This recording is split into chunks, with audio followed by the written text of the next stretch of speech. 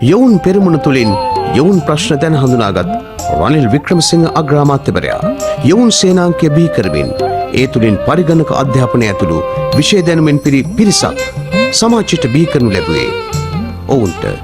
සමාජයේ යහතින් ජීවත් වීමට අවශ්‍ය රැකියා ආදායම් මාර්ගද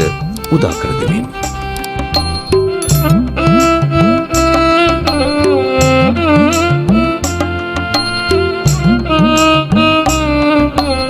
කර්මාන්ත අමාත්‍යවරයා වශයෙන් ආරම්භ කරන ලද කර්මාන්ත ව්‍යාපෘතින්ද තව තවත් ව්‍යාප්ත කළා.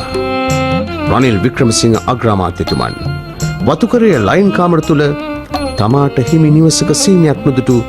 දෙමළ වතුකම්කරු ජනතාවට එතෙක් තමන් ජීවත් වූ තමන්ට උරුමව තිබූ ලයින් කාමර සංස්කෘතියට නව අරුතක් එක් කරමින් ලයින් කාමර වෙනුවට නව තට්ටු නිවාස ලබා දුන්නා.